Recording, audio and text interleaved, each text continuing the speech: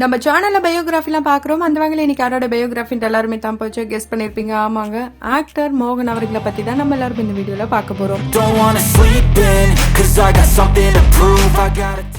இவரை பத்தி பாக்குறதுக்கு முன்னாடி இது வரைக்கும் யாரெல்லாம் நம்ம சினி சமூகம் சேனலை சப்ஸ்கிரைப் பண்ணலையோ அவங்க எல்லாருமே சப்ஸ்கிரைப் பண்ணிடுங்க. நடிகர் மோகன் அப்படின்னு சொல்றதை விட மைக் மோகன் சொன்னா கண்டிப்பா எல்லாருக்குமே தெரியும். அதையும் தாண்டி இவருடைய புனைப்பெயர்கள் கனவு நாயகன், ராசியான நடிகர், வெள்ளி விழா நாயகன், இது போல சொல்லிக்கிட்டே போலாங்க. முகத்துல மருவு இருக்கு நான் நடிக்க மாட்டேன், முகத்துல பருகு இருக்கு நான் நடிக்க மாட்டேன், இப்படியெல்லாம் நிறைய பேர் வந்து இவரை ரிஜெக்ட் பண்ணிட்டு போயிருக்காங்க. ஆனா அவங்க எல்லார் முகத்திலும் கறி பூசுற வகையில தான் டாப் லெவல் ஹீரோவா வள வந்திருக்காரு. சொல்ல போனா கமல், ரஜினி இவங்களுக்கு ஈக்குவலான ஒரு நடிகர் அப்ப யாருன்னு கேட்டா எல்லாருமே மைக் மோகனுடைய நேம தான் சொல்லுவாங்களாம். அப்படி இவரு பீக்ல வரதுக்கான காரணங்கள் என்ன, அவர் நடித்த படங்கள், முக்கியமான படங்கள், அண்ட் இவர் எப்படி இந்த இண்டஸ்ட்ரிக்குள்ள வந்தாரு, இவருடைய ஃபேமிலி அண்ட் காணாம போனதுக்கான காரணம் என்ன, இது போல இன்ட்ரெஸ்டிங்கான விஷயங்களை தொடர்ந்து இந்த வீடியோல பார்க்கலாம். மைக் மோகன் அறிமுகமான இவருடைய ரியல் நேம் மோகன் ராவ்ங்க. இவரு கர்நாடகா மாநிலத்தை சேர்ந்தவர், அதுவும் உடுப்பில தான் பிறந்திருக்காரு. இவங்க அப்பா உடுப்பில ஒரு ஹோட்டலையும் வச்சு ரன் பண்ணிருக்காரு. சொல்ல போனா ஒரு பணக்கார வீட்டு பையன் கூட சொல்லலாங்க. அங்க அப்பாவுடைய தொழிலை இவர் பார்த்துட்டே இருக்கும் போது இவருடைய ஹோட்டலுக்கு வந்த ஒரு நாடக கலைஞர் PV கரத் அவர்கள் தான் இவருக்கு ஒரு வாய்ப்பு கொடுத்திருக்காரு நாடகத்துல. அந்த வகையில இவரு 1956 மே 10 பிறந்திருக்காரு. நாடகங்கள் அங்க 2-3 நாடகங்கள் ரொம்பவே ஃபேமஸா பேசப்பட்டிருக்கு டெல்லி வரைக்குமே. அதனாலதான் அது மூலமா இவருக்கு சினிமாலையும் வாய்ப்பு கிடைச்சிருக்கு. எடுத்ததுமே தமிழ் படங்கள்ல வாய்ப்பு கிடைக்கலங்க, கர்நாடகால தான் வாய்ப்பு கிடைச்சது. எப்படி ரஜினிகாந்த் அவர்கள் கர்நாடகா மாநிலத்திலிருந்து இங்க வந்து ஒரு சூப்பர் ஸ்டார் ஆனாரோ, அதே மாதிரிதான் இவரும் கர்நாடகா மாநிலத்திலிருந்து இங்க வந்து பல பேருடைய கனவு நாயகனாவே மாறிட்டாரு. நாங்க கட்டினா இந்த மாதிரி ஒரு மாப்பிள்ளைய தான் நாங்க எங்க பொண்ணுக்கு கட்டுவோன்ட்டு அப்ப இருந்த ஆடியன்ஸ், குறிப்பா பெண்கள் மத்தியில இவர் ரொம்பவே ஃபேமஸா பேசப்பட்டாரு. இவருடைய மூவியோட ஸ்பெஷல் என்னன்னா ஆடியன்ஸ் தாங்க. அதுவும் யங்ஸ்டர்ஸ் மட்டும் இல்லாம குடும்பத்தினர் கூட சேர்ந்து போய் இவருடைய படங்களை பார்க்கலாம். அந்த அளவுக்கு அதுல காதலும் இருக்கும், காமெடியும் இருக்கும், வில்லத்தனமும் இருக்கும், ஒரு சோசியல் மெசேஜும் இருக்கும். சாங்ஸ் ஹிட்டோ ஹிட், எப்ப வேணாலும் இப்ப வரைக்கும் கேட்கலாம். அப்படி நாடகம் மூலமா பாலு மகேந்திரா அவர்கள் இவருக்கு ஒரு பட வாய்ப்பை கொடுக்கறாரு. ஆரம்பமே கமல் சார் கூட தாங்க. 1977 வெளியான கோகிலா, இந்த படத்துல கமல், சோபனா கூட சேர்ந்துதான் இவரும் ஆக்ட் பண்ணிருக்காரு. இது ஒரு கர்நாடகா மூவி. இந்த படமும் ஹிட்டோ ஹிட்டுங்க. பிளாக் அண்ட் ஒயிட்ல வந்திருந்தா கூட சூப்பர் டூப்பர் ஹிட் ஆயிடுச்சு. அதனாலதான் சரி தமிழ்லயும் வச்சு படங்கள் பண்ணலாம் அப்படின்னு நினைச்சு அதே பாலு மகேந்திரா அவர்கள் இவரை வச்சு மூடு பண்ணி நெஞ்சத்தை கில்லாதே இது போல படங்களை எடுத்திருக்காரு. இங்க தமிழ்ல மூடு பணி அப்படின்ற படம் மூலமா இவர் அறிமுகமாகும் போது கோகிலா மோகன் அப்படின்னு தான் நிறைய பேர் அறிமுக பேரா போட்டிருந்தாங்க. அதுக்கப்புறம் மூடு பணியில இவர் ஒரு போட்டோகிராஃபரா இருந்திருப்பாரு. நெஞ்சத்தை கில்லாதே படத்துல சுகாசினி அவர்களுடைய லவ்வர் கேரக்டர் பண்ணிருப்பாரு. இந்த படமும் ஒரு வருஷம் ஓடி இருக்கு. சூப்பரா நடிச்சதுனால அடுத்தடுத்த படங்களுடைய வாய்ப்பும் இவரை தேடி வந்திருக்கு. அந்த வகையில கிளிஞ்சல்கள் அப்படின்ற ஒரு படம் எப்பவுமே யாராலுமே மறக்க முடியாது. 1981 வெளியா இருக்கு. இந்த படத்துல பூர்ணிமா பாக்கியராஜ் அவர்கள் தான் இவர் கூட பேர் பண்ணிருப்பாங்க. இந்த படம் பூர்ணிமா பாக்கியராஜ் அவர்களுடைய முதல் படம். டி ராஜேந்திரன் அவர்கள் தான் இதுக்கு இசையமைச்சிருக்காரு. ஜூலி ஐ லவ் யூன்ற சாங் இப்ப வரைக்கும் எங்க வேணாலும் கேட்கலாம். இந்த படம் 250 நாட்கள் கடந்து ஓடி இருக்குங்க. அதை தொடர்ந்து அதே பேர் பயணங்கள் முடிவதில்லை அப்படின்ற ஒரு படத்திலயும் இணையறாங்க. இந்த படம் 500 நாள் ஓடி இருக்கு. ஃபர்ஸ்ட் இந்த படத்துல தான் இவரு மைக் பிடிச்சு பாடியிருக்காரு. இதுலயும் ஆத்தாவா இருக்கட்டும், அதுக்கப்புறம் இளைய நிலா சாங் இப்ப வரைக்கும் நிறைய பேர் SPB அவர்களை நினைவுபடுத்துது. இந்த ஒரு படத்துக்கு அப்புறம் எல்லாரும் இவரை மைக் மோகன் அப்படின்னு கூப்பிட ஆரம்பிச்சிட்டாங்க. அதே மாதிரி இவர் மைக் பிடிச்சு பாடினாலே அது ராசி தான், அதனால கண்டிப்பா படம் வெள்ளி விழா தான் அப்படிலாம் சொல்ற அளவுக்கு தான் பயணங்கள் முடிவதிலையும் வெள்ளி விழாவை தான் கொண்டாடினாங்க. உனக்காக ஒரு ரோஜா, உன்னை நான் சந்தித்தேன், இது போல படங்கள் தொடர்ந்து பண்ணிருக்காரு. கிட்டத்தட்ட 1984 மட்டும் 19 படங்கள் இவர் நடிச்சிருக்காரு. தொடர்ந்து 3 படங்களுடைய வெள்ளி விழா நாயகன் அப்படின்ற பேரும் இவருக்கு இருக்கு. சில்வர் ஜூப்ளி நாயகன் அப்படின்னு தான் எல்லாருமே செல்லமா கூப்பிடுவாங்க. இவருடைய அடுத்த அத்தியாயம் கூட சொல்லலாம். என்னன்னா இவர் ஹீரோவாவே வலம் வந்துட்டு இருந்தாரு. அதுல மௌனராகன்ற படம் யாராலுமே மறக்க முடியாது. ரொம்ப மௌனமா தான் அந்த படம் போகும். ஆனா வார்த்தைகள் இல்லாமலே அந்த ஸ்டோரி எல்லார் மனசுலயும் இப்ப வரைக்கும் நிலைத்திருக்கும். மணிரத்னம் அவர்களுடைய படைப்பு தான் இந்த படம். இந்த படம் 1986 வெளியாச்சு.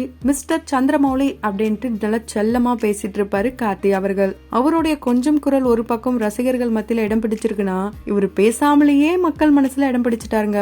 அந்த வகையில நிலாவேவா, மன்றம் வந்து தென்றலுக்கு, சின்ன சின்ன வண்ணக்குயில், பனை விழும் இரவு, இது போல எல்லா சாங்குமும் இந்த படத்தோட ஹிட்டு தாங்க.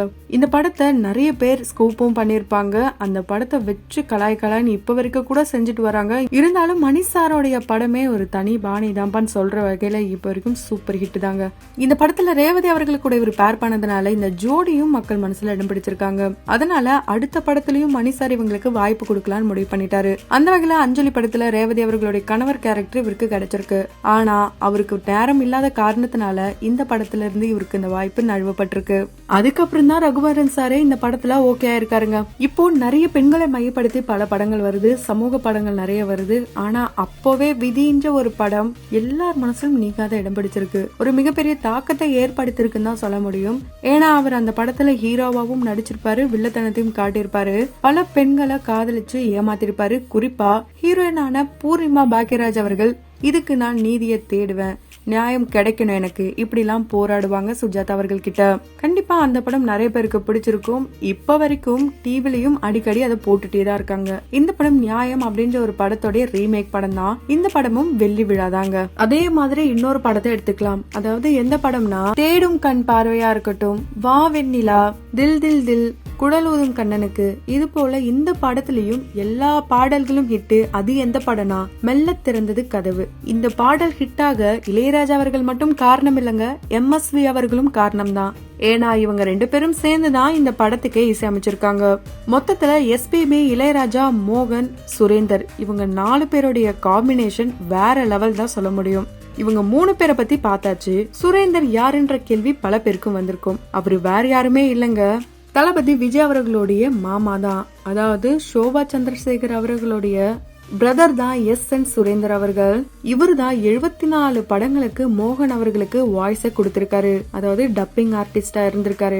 இந்த விஷயம் அவர் வெளிப்படையா சொன்னதுனாலதான் மோகன் அவர்களுடைய கெரியருக்கே மிகப்பெரிய பாதிப்பும் வந்திருக்காம். அதாவது மோகன் அவர்கள் பீக்ல இருக்கும் போது கமல், ரஜினி அவர்களே வாங்க நடிக்கலாம் கூப்பிட்டு இருக்காங்களாம். இவரு இல்ல, நான் தனியா சோலோ ஹீரோவா மட்டும்தான் நடிப்பேன், யாரு கூடயும் சேர்ந்து நடிக்க மாட்டேன்ட்டு விடாப்புடியா இருந்தாராங்க. நடிகரா இவர் எல்லார் மனசுலயும் இடம் பிடிச்சிட்டாரு.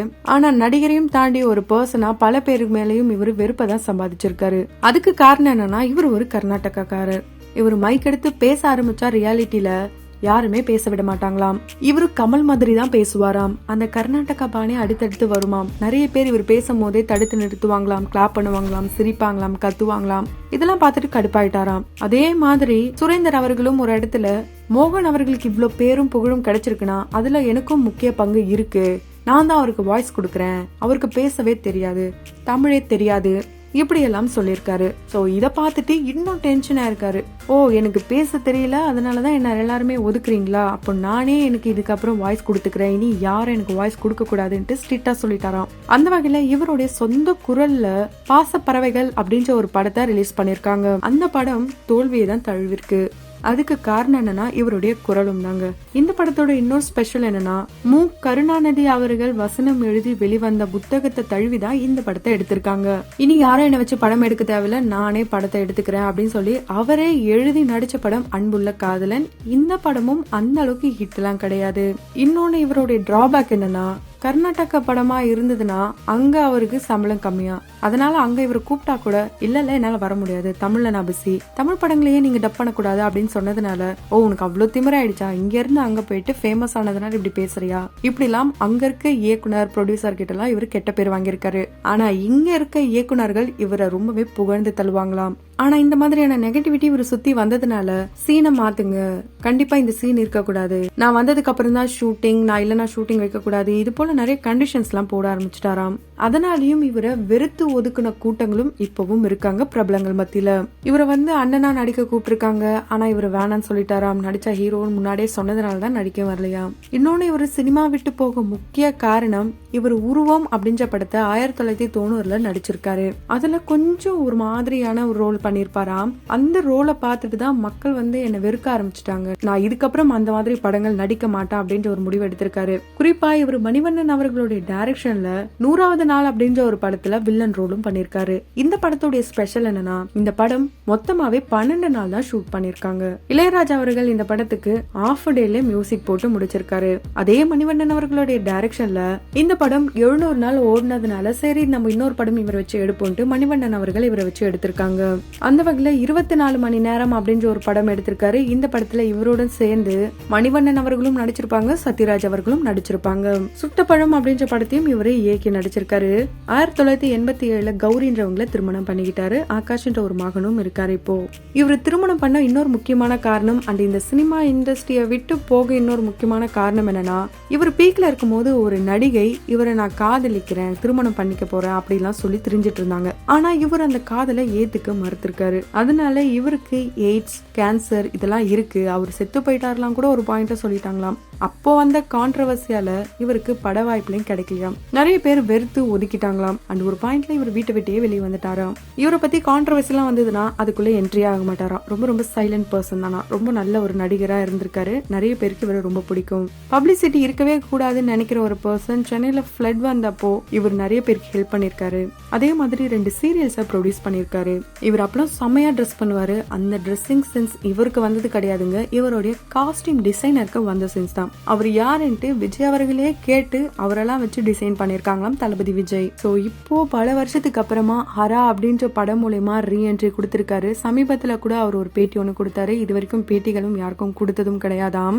அப்பதான் அவர் இந்த சினிமா இண்டஸ்ட்ரி விட்டு போனதுக்கு முக்கிய காரணம் அந்த ஒரு நடிகை அப்படின்ட்டு அந்த நடிகை பேர் சொல்லாம வந்த விஷயங்களை மட்டும் சொல்லியிருப்பாரு. சோ நானும் இவர் அந்த காலத்துல இவர் ரொம்பவே ஃபாலோ பண்ண, இவரோட ட்ரெஸ்ஸிங் சென்ஸா இருக்கட்டும், இவர் பேசுற விதமா இருக்கட்டும், இது எல்லாத்தையுமே நானும் அப்ப ஃபாலோ பண்ணிருக்கேன். எனக்கும் இவரை ரொம்ப பிடிக்கும் சொல்றவங்க கமெண்ட் பாக்ஸ்ல கமெண்ட் பண்ணலாம். அண்ட் அது மட்டும் இல்லாம இவர் நடிச்ச படம் உங்களுக்கு எது ரொம்ப பிடிக்குமோ அதையும் கமெண்ட் பாக்ஸ்ல கமெண்ட் பண்ணுங்க. அடுத்த ஒரு வீடியோல வந்து பாக்குறதுக்கு முன்னாடி தொடர்ந்து வீடியோஸ் எல்லாம் பார்த்து என்ஜாய் பண்ணணும்னு நினைச்சீங்கன்னா உடனே நம்ம சினி சமூகம் சேனலை சப்ஸ்கிரைப் பண்ணிட்டு பக்கத்துல இருக்க பெல் ஐக்கனையும் மறக்காம பிரஸ் பண்ணிடுங்க.